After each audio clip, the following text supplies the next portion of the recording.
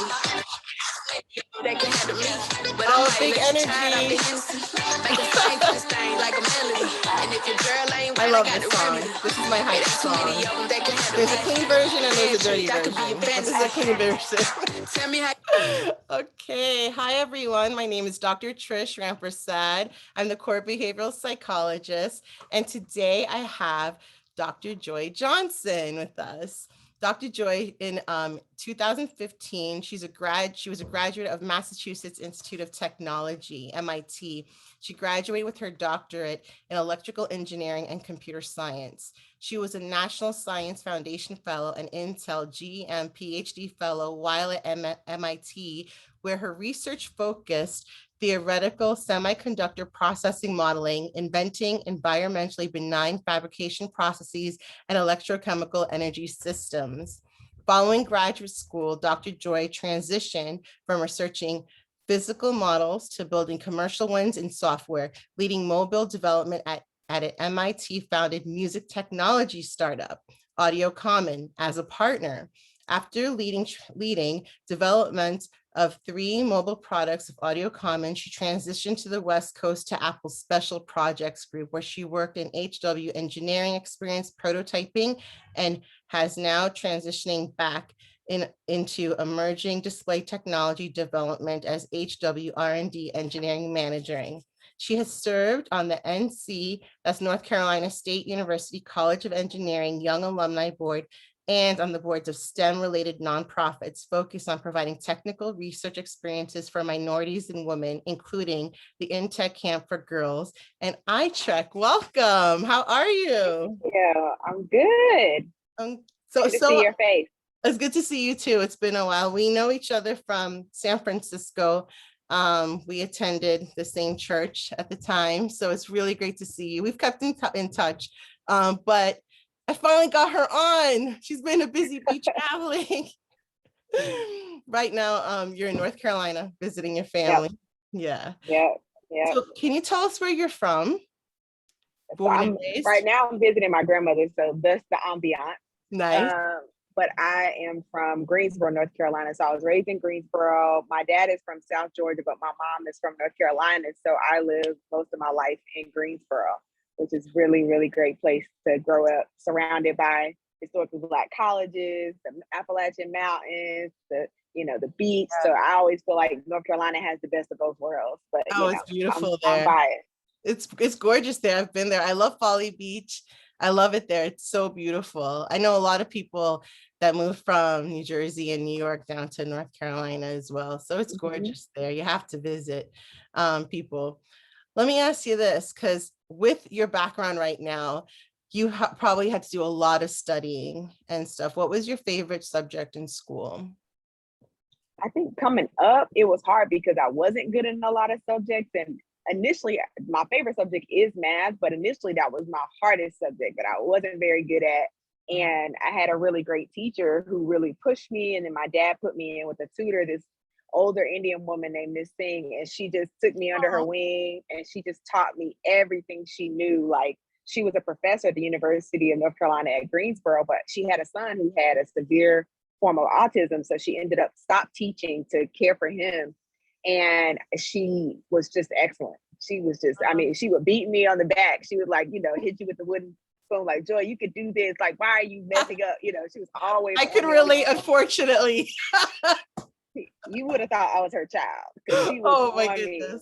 But every Sunday, rain or shine, my dad would take me over there and she would just take the time to really explain all the algorithms and like explaining how to do proofs. You remember how they used to make us do like proofs of everything? Yes. And I just, I think about her often, she passed on now, but I think about her and her husband often because they beat it into me. And then I eventually got to work for them as a tutor. And that's how I really had this love of math because it came with this kind of community of like, family being around them and like, really learning from her. But she was a beast. She was a beast of a mathematician. Yeah. That's so awesome. Would you say she was like a mentor to you? I didn't know it at the time, but she really was. She was my tutor from the time I was in the 7th grade until I was in AP Calculus in 11th grade. Wow, that's a while. Yeah. That's a long time. Oh, I'm sorry she passed away. She passed on. She was much older, but she was, she really was one of those people, she had came from India here to for graduate school. I think she went to UNC and then she ended up becoming a professor, and her husband, stayed here. But their son, he had a severe form of autism. So she decided, I'm just going to focus on him. And so she taught and tutored from home so that she could be at home with him. But she really was, I never thought about it that way until you said it, but she really was a mentor in terms of like showing me, how to think critically and how to take something that may seem abstract and break it down. But also, like you said, like being at her home, seeing how she was as a wife, as a mother, and how caring she was towards her son, even though she didn't understand what he had, she knew he needed her care and her attention. And I think I learned a lot from just watching her, So I would say that now in retrospect, she was a bit of a mentor to me, much of a mentor to me. Yeah. That's so beautiful. Different cultures coming together. And then here she is, this immigrant woman from India who has a child who has special needs, who is on the spectrum of autism. And she is also taking you in, and her husband's taking you in as if you're their own. That's so beautiful. That's so awesome. She was excellent. Excellent. Do you think she had also an impact on you where you're at right now? I definitely think the confidence factor, because her thing was like, you can do this. Like, it was not older people, especially of a certain culture, they're like, I don't understand why you're saying you don't get this. Like, you're just not working hard enough. Like, you can do this. You're smart. So I think she instilled in me that confidence that like, it's just a matter of like time and effort, not of like, you were born with or without something. She's just like, oh, no. Like, you just need to work harder. Do this, do this, do this. So I think that confidence that eventually I may not get it right now, but I'm gonna get it. Right. That was definitely her. That was definitely her and my dad. That's so awesome. So cool. So what was your educational path? What was her name again, by the way? Her name? Mrs. Singh, Singa. Singh. Okay, cool.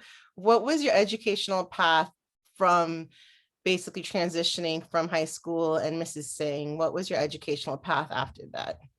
Because there may be some college kids listening to this as well who may want to do the same thing that you're doing. So I'm curious.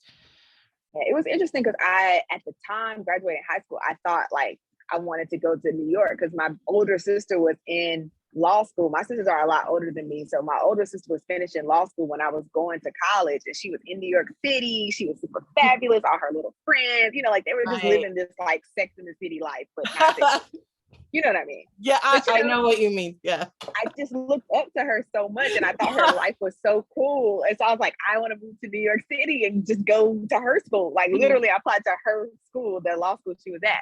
Right. And I realized when I went to visit over spring break, my mom drove us up there. We went to see the school again.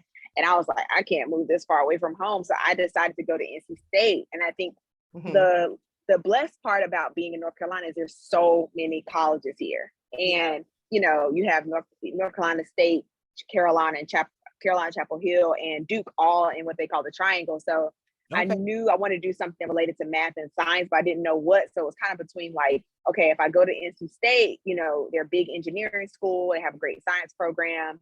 And then I thought about North Carolina A&T, but it was in my hometown. And my parents said, if I went to A&T, I was going to live at home. And so I said, well, guess what? I'm going to apply for state, You're like, I need a break from you guys. I don't need to live here, but NC State also gave me a scholarship. So when they made the scholarship offer, it was a no-brainer. And then I had the opportunity, because it's such a big public institution, I didn't have to decide on a major because I really didn't know what I wanted my major to be. So it gave me the opportunity to get an education, for free, but also like if, I could work full-time. So I worked all through college. Every year I worked. And then I had that freedom. Like, it's a huge school. So if I decide not to do math, I could do any kind of science. There's so many majors to choose from that have good reputation. So that's how I ended up at NC State. And then I just did the normal freshman thing. You try a lot of classes to see which major you want to do. Yeah. And for me, I think electrical engineering stuff for me, because I didn't have a big science background from the schools that I went to, but I knew I was really strong in math, and I was still teaching with her. Yeah. I think I taught with Mrs. Singh through the summer before college. So I was like, okay, well, I'm going to go ahead. By the time I started college, I was already at Calculus 3. Wow. So I knew I could just jump ahead. And then that way, I could choose a major. And then I liked electrical engineering because the math classes, I already had all the qualifications, so I was done. And then, you know, it had that physical component. So anything I couldn't understand theoretically, it's like, no, I have something palpable in my hand that I can make, that I can show, that I can, you know, figure out. So I think it really resonated with me. So doing NC State was great. I was there for 4 years. Loved my college experience. It was amazing. Like you said, I was able to work because there were so many companies in the Research Triangle area. And then also, like you said, joining a sorority, having my family close by, like my grandmother's house is like 20 minutes from NC State. So I was super blessed. Like everybody talks about, oh, college is so hard. I'm like, college is great. College is wonderful. I'm happy for you. You had a great experience. You worked and went to school, and you said you were pretty active in the sorority that you were in, right? What sorority is that? So I pledged Delta Sigma Theta my junior year in college. So that was great because I was already mature. I knew who I was, but I knew I really wanted to be a Delta. My sister, of course, was a Delta. So I was like, okay, I have to figure this out. And, you know, all the women at that point, I was really interested in engineering, and all the women engineers who I knew who were famous and I had their names in my head, like they were a part of that organization. I was like, that's the kind of woman I want to be like. It's a Christian organization. The women are really super technical. They focus on social justice. So it's like, okay, this is the kind of woman that I want to be, you know? And so for me, it was a great experience, especially, you know, being so close to family that I could go to and ask for advice and things like that. Even though they didn't go to college, they still were able to give me the advice that I needed to get through college. So I had a great experience. I had a really great experience. So great. Can you do the Delta dances and chants and stuff? You know all of that? Yeah, I do. But like I said, I'm a pretty bad dancer. So they put me way in the back. Oh my goodness, Joy. Okay, that's cute. I can't picture you in the back, but okay, I believe you. Way in the back. Oh my God. You keep in touch with them still?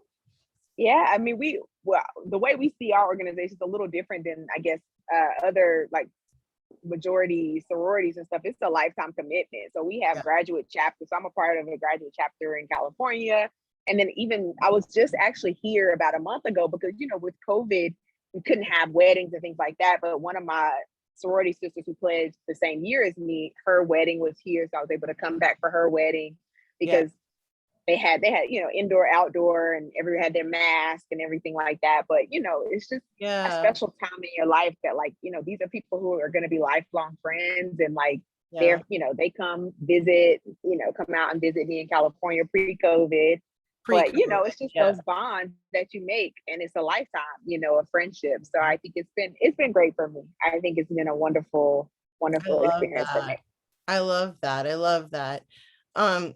Let me ask you this: being a woman of color, an African American or Black woman, in your field, how and I guess transitioning from the college that you went to and everything, did you experience any racism or oppression, or not really?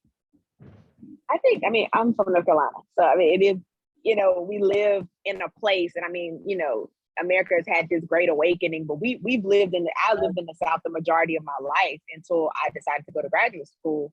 And I think for us, it became such a norm, like an everyday, you know, to drive to, you know, for us, if we didn't go to the Outer Banks, we would go to Myrtle Beach in South Carolina.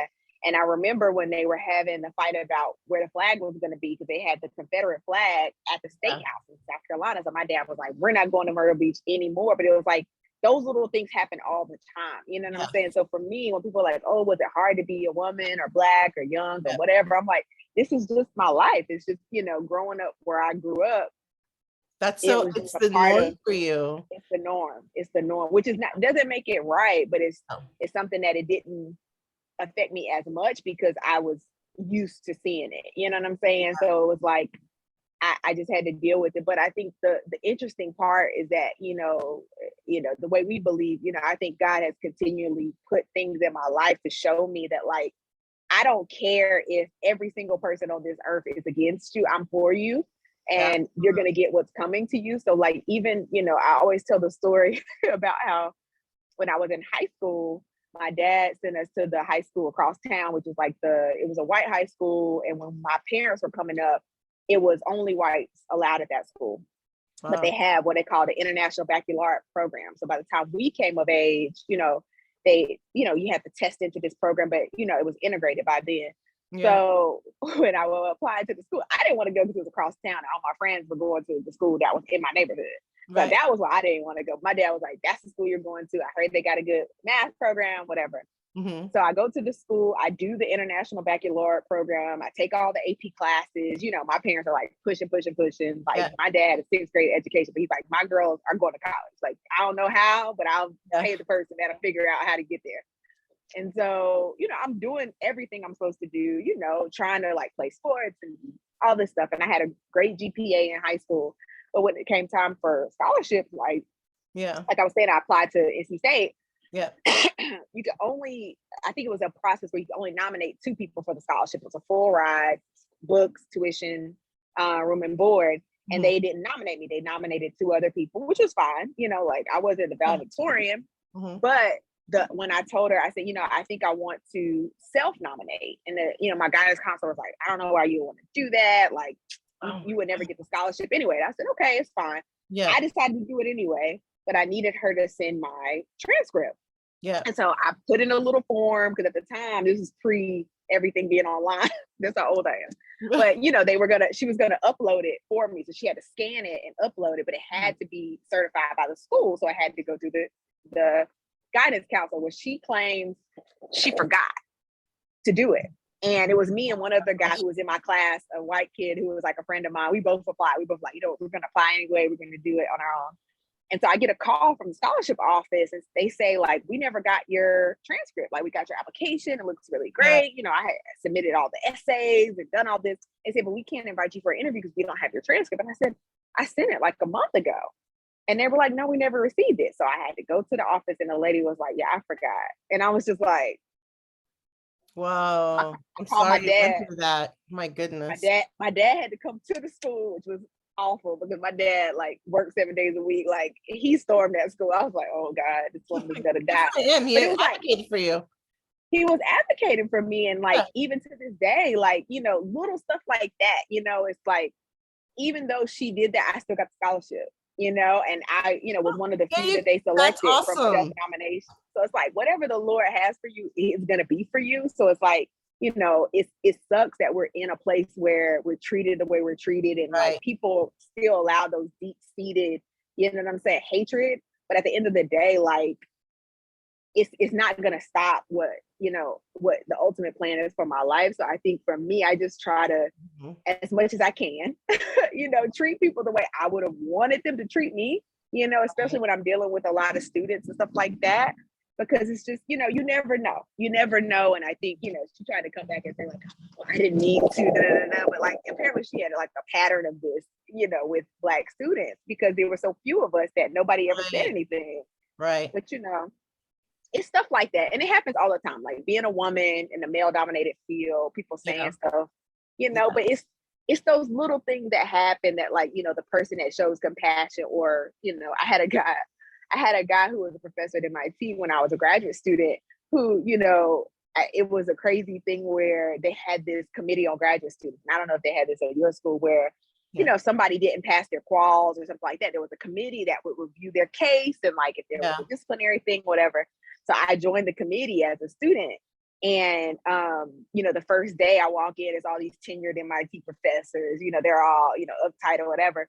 Right. There's one professor who walks in, and he saw me walk in because I was unsure of like where to sit, where to go.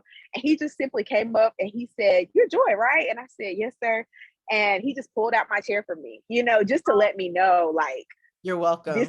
You're welcome here. I see you, like, and I think those little things, like, I think change the experience for me, even though the everyday may be, crazy. Yeah.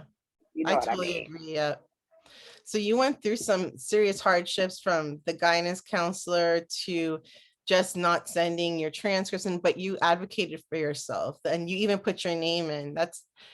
Sometimes when you're not invited to the table, you have to make your own table. And it sounds like that's what you've done. And then, like you said, you place God, and you're like, what's for you is for you. I love that. That's like positive self-talk.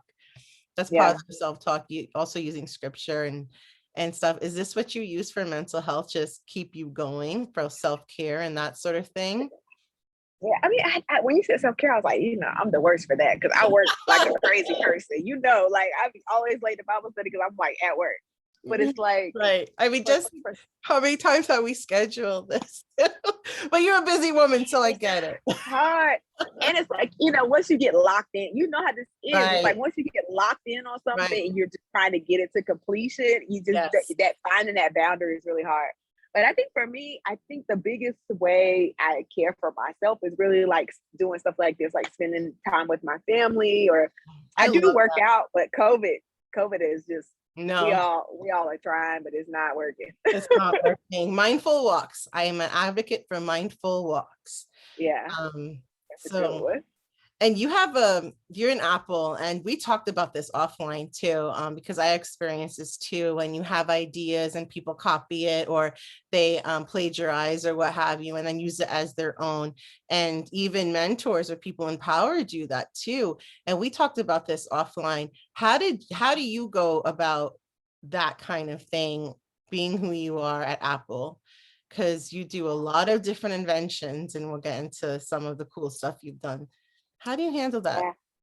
I think it's hard because I think there's two sides of it, right? Like when you're coming into a new environment, you're trusting other people, right? Essentially, you go into graduate school, you're trusting your advisor, right? You're assuming they're not going to take, they're not going to take your idea and use it as theirs or publish as theirs. It's same when you started a new job. It's like, this person has been at Apple for X decades, and I'm just going to trust them to make the right time for us to call in a patent lawyer or whatever it may be. Yeah.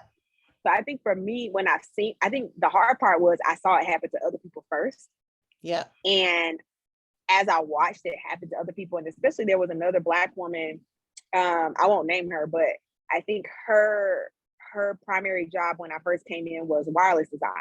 And she was one of the lead wireless designs on the last airport product. You remember we used to have the Wi-Fi, the mesh Wi-Fi routers. Yes. So she was one of the primary lead designers on the last airport that we had. Mm-hmm. And she had done wireless design on everything from iPad to the old Macs. Like, she had been in Apple for at least, I think, 12 or 13 years when I joined. And like the kind of stuff that people would do to her work, I was just like, and she was like, I'm leaving. She ended up leaving and moving back to the South. And now she's doing she has her own consulting business and everything. But still, like, watching her go through it made me more vigilant, so that I started making sure that everything was documented. If I had a brainstorming session with someone was like, oh, I just want to pick your brain, or I just want to brainstorm with you, I would document it. So if we talked or we, had a, whiteboard session or something, I'd take a photo and then email it to them. Great talking to you today. Man, I was thinking about this, and this. So it's all in documentation. Mm-hmm. In terms of like making it somewhat of an objective thing. Like if they try to say like, oh, I filed this, I'm like, oh, wait. Okay. Mm-hmm. Remember, this is the date that we talked about it. And then we can pull in our managers like, oh, here's the email from our conversation. Like, Right. So I think some of those things help with the like gray lines of like, oh, I talked to her about this, or, oh, no, that was actually me. And the other thing that I've done is, I love that because I've experienced this. So you document, which I've done. I also think copywriting and trademarking who you are and your material is very important too. So that's the thing. But we have, within a large company, we have to take everything to our IP group. Okay. So I always, and even if I have an idea and I've talked to someone about it, I'll include them on the email like, hey, I want to go ahead and send this over to see if we want to file. And I'll just CC them. And, our group has like a dedicated person in the IP team that will, start the conversation, document claims. If it's a trademark, if it's a patent, if it's a design patent, they'll go ahead and document everything. But like, I'll just include them. Like, but your name is attached to it, right? Your name is attached to it, and you're making sure of that. Okay, that's really good. And it's everything has to be dated, right? You want everything by date, because they can say like, oh, I already had thought of that. And it's like, but what is the date? Because they would have had to have the date of the first date of conception. Like, the first time I thought about this, or the first time I wrote something on the back of a napkin or whatever. Yeah. And I think once it's objective in that way, where it's documented somewhere, if some crazy stuff happens, at least you have that to kind of fall back on in terms of like, the data doesn't lie, but it's hard. I think it's very hard. Being a collaborative person by nature, like, which I think we both are, it's Yes. hard because you're like, but wait, I thought, to me, that's a good thing, right? Like we all are bringing this It's a thing good together. thing. And you trust the person. So that's why it's like, wait, I gave my mentor all this information, but Yep. it wasn't for that mentor to make like their own business or something from it. I mean, it's for like the greater good of the kingdom of God. If it's your idea, it's what you, Yeah. and I think as people of color, as women of color, I think people take advantage of that, and people take advantage of their position and power. But you have a very powerful position in Apple. What's your position there? Your I title? wouldn't say very powerful. I'm I not think Tim so. Cook, I think so. but no. So I'm an engineering manager, and our team was previously called Emergent Displays. They're actually changing the name of our team right now based on the technology is going to be public very soon. But our team is called Emergent Displays, and we're within a part of Apple called Hardware Technology. So you have your big silos. You got your hardware, you got your software, you got your services, right? Things like Apple TV, they kind of cross all three, right? Because you have a physical device that's an Apple TV that you buy to put in your home. You have the software that runs it, but then you also have the service that you pay for. Right. But I'm more on the hardware side. So I work on watches. So that's the hardware that I'm focused like on Apple right now. Watches like this? Okay, yeah. Cool. But that's our team really when we say emerging, all that means is what's next, right? What's the next technology we want to use in our watch display? So I can't tell you what that is, but that's what our team is working on right now. So hopefully in a couple of years. Can you repeat that again? You're working on something about the watches. What are you working on? So I said our team is called Emerging Display. So we work on the next version of the display for the watch. That's so cool. Within our group, people are working on displays for the Mac. They're working on displays for the phone, and we're really focused on watch right now. So hopefully in a couple of years, you'll be wearing the one that our team is working on now. So I'm excited about it. I'm like, obviously with COVID, it's been hard, but we've been working actually much harder. So we're hoping that we're still on schedule. So I'm so excited for you. Let me ask you something. When we're looking at our watches or our phones, is there anything that you've done, like as far as invention for your team? It hasn't been released. Our actual display right now has not been released yet. So only people that are internal to the company have seen it, worn it, experienced it. But it's going to be released very soon. It's going to be released, you said. Yeah. Oh so my goodness. Hoping very soon. So that's going to be the new face of the Apple Watch, and then you had something to do with it. Our team had a little part in it, but we, obviously it's a system, so everybody is, a part of that. Being too nice. I bet you had a lot of great ideas, but I hear you. But it's been great. But everything I've submitted for patents and patented at Apple has been for this specific technology or something close to it. Yeah. So once it's released, then we can talk about it more freely. But we're hoping. Oh my gosh, I'll pray for you. I'll pray for you that it comes out. Please pray it happens before I turn 40. That is the goal. No, you do not look like you're about to turn 40. I'll tell you that. That's so cool, Joy. Dr. Joy, congratulations. Yeah, we're excited. Awesome. I'm excited for you. Enjoy this time of rest because you never know what's gonna happen. It might just do so great. There's so many people that want to do what you're doing and work at Apple and what have you from around the world. Do you have any advice for people as far as what track they should go or how they can get into Apple? What are some things or skills that they should acquire, that sort of thing? Do you have any advice? I think I'll share experience because I think advice is kind of hard because things are so broad and everything is so, like I said, it goes everywhere from services all the way to hardware. Like we have people like you who work here who are, helping with different health services and things like that. But I think for me, I had an interesting road to Apple because they reached out to me about coming after I took a chance and was working in that startup, which was totally agnostic to what I had done as a graduate student. Yeah. But it caught their eye because they're like, we're trying to get into new product categories. And at the time, the product I was working on was a new product category for Apple.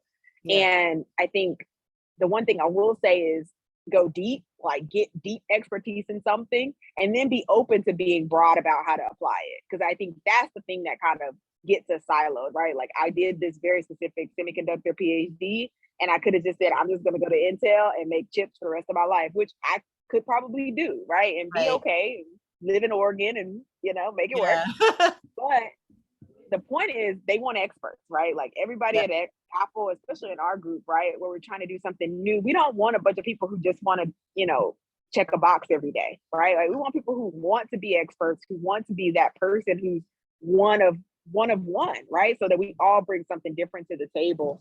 But I think, the skill set is really like deep expertise and that passion, right? Like everybody always talks about how, we've moved away from the Steve Jobs era, but I was like, I still feel like I work at Steve Jobs company, like everybody is still talking about like, what will make it a little bit better? What will make the display a little bit brighter? What will make it a little bit, make the transition faster from inside to outside, make the, color sharper? Like people are always looking for that last 1% of perfection. So I think those things are very important. And I think I've seen across the board, like I know people I work with who don't have a college degree who came in as like, either they worked at a store and then they did a career experience with corporate and ended up becoming an engineer and getting their degree after working here, or even some people who came in as technicians and worked their way up all the way to engineers. Like I have technicians on my team that are now associate engineers. So it's like, I can't really say what the right expertise is, but I think the mindset of wanting to be a deep expert and wanting to apply it no matter what the product is or the service is,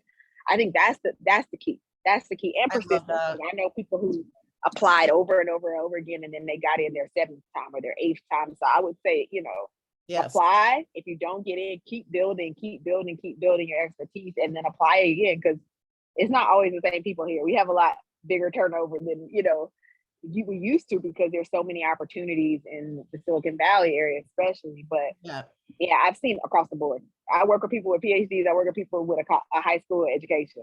So it's like, I love that. It's just vast. Like if you have a college degree, great. If you don't, then you can do other jobs within Apple and then they can help you get your degree. That's so awesome. That's really great. It's hard though. I can't say it's not easy. It is a hard place to work. It is a lot of hours. But yeah. Do you think this is your calling, or you heard from God, so to speak, in your prayer life to work for Apple or to do what you're doing right now, or you're not sure? No, I definitely don't think it has to do with Apple at all. Like I think the interesting thing for me, at least, is like I never thought, like, I didn't grow up being like, oh, I want to be an engineer, or I'm so like, wherever the road is leading me, that's fine. Because at the end of the day, like, it's not, I mean, it's great if you have that thought from the beginning. Like my sister, she always says she wanted to be a lawyer since she was in middle school. Great, wonderful. I didn't have that. I was playing with my friends. I didn't care, You were a kid. You were being a kid. But shout out to your lawyer for your sister for being a lawyer. That's pretty awesome. What kind of lawyer is she, by the way? So she's a prosecutor. So she awesome. prosecutes cases for that focus on abuse and neglect around women and children. So sex trafficking, things like that. That's so awesome. Good for her. She was one of those people who always knew that she wanted to be an attorney. She wanted to debate. She wanted to be in the courtroom. But for me, I've never been that way. I've always kind of had a backup plan. I was like, okay, I'll go to, like, even going to graduate school, I was like, okay, I'm finishing college. I have a job offer, but I'm not really sure if I'm prepared for the real world, like working in a job. It's like, let me just do this master's. And if it doesn't work out, I'll just get a job. If I don't finish the master's, I'll just get a job. Like, I'm always thinking about, like, well, I could do something else. But I do honestly believe, especially some of the interactions that I've had since I moved to California, like I do honestly believe that it's a place that God wanted me to be, because I resisted it for a minute. I was like, no, I don't think I want to do this. And then as soon as it happened, there's been so many instances where I'm like, okay, this is where I'm supposed to be right now. All right. Okay. I just gotta, surrender to what it's supposed to be. But I just, I don't think it's the job. I think it's the people that I'm supposed to be interacting with. And, I could do this job anywhere, but I think this is just for right now. This is where he wants me to be. So that's so hot. That's awesome. You know, God's in it if you don't want it. So that's pretty awesome. Yeah. I was like, really? Now? Okay. I guess this is what we're doing. No, I mean, yes, I totally hear you. I mean, how long have you been at Apple, by the way? How long have you been there? 5 years. This is year 5. Yeah. Congrats. Congratulations. Oh my goodness. So let's talk about your traveling right now with COVID, because I think years from now, people may look at this and be like, oh man, they went through that. So you're in North Carolina trying to get back to California. what's the flight and traveling situation like for you? What's happening? Yeah, I definitely, well, I originally took the 2 weeks off because I was thinking, oh, cases are going down. I'm going to travel. I Yeah. have my mom with me. Normally during the holidays, I have my mom with me because my dad has passed away. So I usually take her because all my sisters are married. So it's just me and her. Like we do our vacation thing, and then I drop her back off, and then I come home back to California. And so we were thinking, cases are going down. So we went to Puerto Rico. I saw And as that. soon as we were getting ready to get on the plane, literally we're in the airport, they changed the rules. So they were like, oh, did you guys get a PCR test? We got an antigen test thinking we could just go. They were like, oh, you got to get a PCR test. And we were like, wait, what? Like, when did this happen? They're like, today. Like today it happened. And we were just like, okay. So gratefully, like my mom is really good. She got her booster, I got my booster, and we were able, we had the rapid test and we had, our mask and everything. But I'm gonna leave today, tonight, because all these flights have been canceled. So even with traveling, we just do the whole like wearing the mask and making sure we have, even on the plane, wiping down your seats and all of that. It's been interesting, let's just say that. Yes. Like we were not expecting this. We had a whole 2 weeks planned, and it's just like, you know what, we're just gonna leave now. Yeah, well, a lot of flights got canceled. If people don't know, like I think over 1,000, maybe I don't know how many flights got canceled because of COVID, but and Omicron, but also because a lot of staff, pilots, that sort of thing, at the airports, they're coming down with the virus. And some, or they don't want to go, or they don't want to go, and I don't blame them. And I don't blame them. If you're paying me minimum wage, I'm not going to go and put my life in jeopardy. They were saying like even stuff as small as like catering services or cleaning the planes. Like if you're working that job as like your second job, you're not going to go when people are like being so rude to one another and like not wearing their masks. So I already booked my flight so that it was a layover in Atlanta where I have a ton of family. So if I get stuck there, I'm just going to call one of my cousins and say, come get me. I already told my cousin, I was like, look, I might be at your house tonight. I don't know. That's so awesome. Atlanta is at least it's a good place. Yeah. And I have a ton of family.